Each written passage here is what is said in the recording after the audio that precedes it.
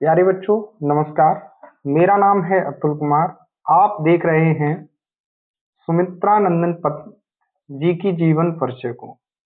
तो मैं उनके जीवन परिचय को बताता हूँ, आप बस ध्यान से सुनते रहेंगे तो आपको याद हो जाएगा।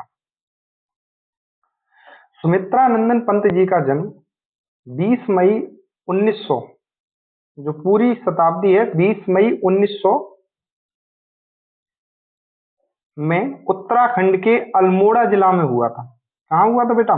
इनका जन्म अल्मोड़ा जिला में हुआ था। ठीक है। इनका बचपन का नाम जो था बेटा, वो था गोसाई दत्त।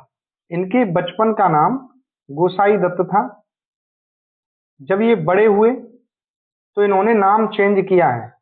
जब ये उच्च शिक्षा में गए तब इन्होंने नाम चेंज किया और इनका नाम सुमित्रानंदन पंत हुआ। इनके पिताजी का नाम गंगा दत्त पंत है। आप ऐसे मान सकते हो, गंगा नदी कहाँ से निकलती है? उत्तराखंड से। तो ये उत्तराखंड के थे, अल्मोड़ा डिस्ट्रिक्ट के थे। पहाड़ों से निकलती है तो पहाड़ी क्षेत्र से थे ये। इनकी माता का नाम भी सरस्वती देवी था। और सरस्वती आप ऐसे याद कर सकते हो क्योंकि इन्हें इनके ऊपर सरस्वती मैया का वरदान था। ये बहुत अच्छी कविताएं लिखते थे। ठीक है। इनकी माता जो थी, इनके जन्म के तुरंत बाद ही उनकी डेथ हो गई थी। 6 घंटे में बताया जाता है लगभग इनकी माता डाइड हो गई थी, मतलब खत्म हो गई थी, एक्सपायर हो गई थी। इसके बाद इनके जीवन परिचय को और आगे बढ़ाते हैं। प्रारंभिक शिक्षा इनकी, जब अल्मोड़ा के रहने वाले हैं तो वहीं हुई होगी, लेकिन जो इनकी उच्च शिक्षा है वो इलाहाबाद में हुई। कहाँ पर हुई? इलाहाबाद में। और आपकी जानकारी के लिए बता दूं, सुमित्रा नंदन पंत को हिंदी के छायावादी युग, कल मैंने छायावादी युग पे एक वीडियो बनाई थी, उसमें बताया था 1918 से लेके 1937, कहीं कहीं 39 तक लिखा मिलता है, 19 से 48 तक। ठीक है, तो वो दोनों ही ठीक होंगे। तो छायावादी कवि थे। ठीक। और ये प्रकृति के सुकुमार कवि भी कहे जाते थे। क्या कहे जाते थे? सुकुमार कवि, क्योंकि ये प्रकृति के बारे में इतना लिखते थे, इसीलिए इन्हें प्रकृति का सुकुमार कवि कहा जाता है। ठीक है, समझ में आ गया। आगे देखो, बचपन में शिक्षा इनकी कहाँ हुई? वहीं हुई होगी, अल्मोड़ा में। लेकिन उच्च शिक्षा कहाँ पर हुई है? इलाहाबाद में, जैसा कि मैंने बताया आपको। इनका पालन पोषण किसने किया? जब माताजी इनकी एक्सपायर हो गई तो इनका पालन पोषण बेटा इनकी बहन ने किया, बड़ी बहन ने। ठीक है। इसके बाद आगे बढ़ते हैं। साहित्यिक योगदान क्या रहा?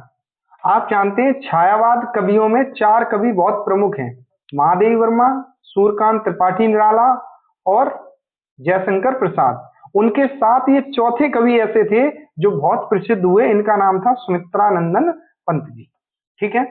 इनकी बहुत सारी कविताएं हैं, इनकी बहुत सारी कृतियां हैं।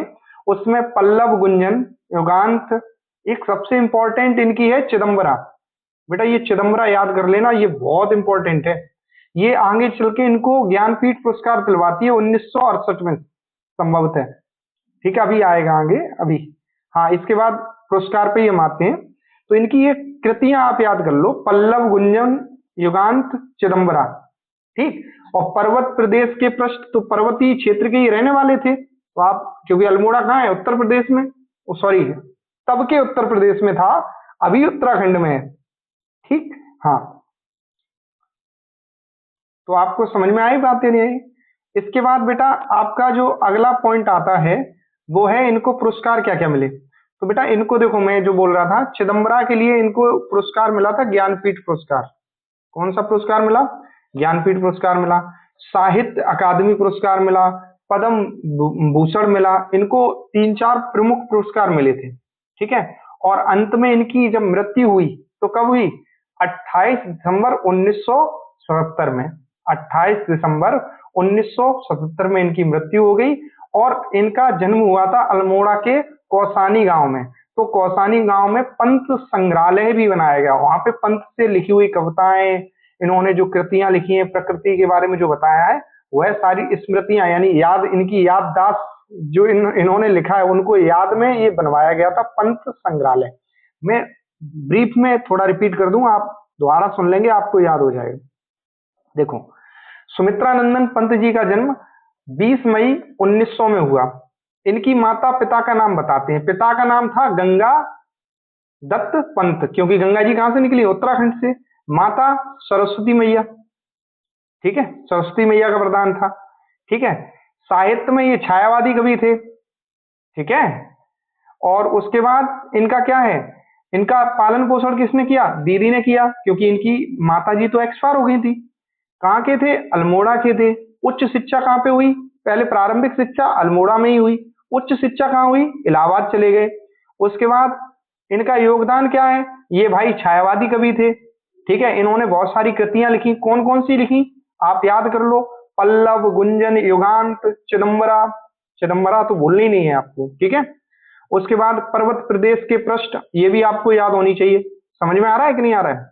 इसके बाद इनको पुरस्कार में आप याद रखो, इनको ज्ञानपीठ पुरस्कार मिला चिदम्बरा के लिए 1968 में, और साहित्य अकादमी पुरस्कार भी मिला इनको, और पद्म भूषण पुरस्कार भी मिला। और पद्म भूषण कब मिला इनको? शायद 1961 में मिला है, देखता हूं मैं, यही है, हाँ यही होगा, 1961 में मिला है, ये रहा, आपको दिख रहा होगा। और ये इनकी एक्सपायर ये कब हो गए? इनकी मृत्यु हो गई थी 28 दिसंबर 1977 में। तो ये कितने साल जिए? 77 साल जिए, और प्रकृति के सुकुमार कवि हम लोगों से विदा लेकर चले गए। ठीक, धन्यवाद दोस्तों, चैनल को सब्सक्राइब व लाइक करें। धन्यवाद। जय हिंद, जय भारत।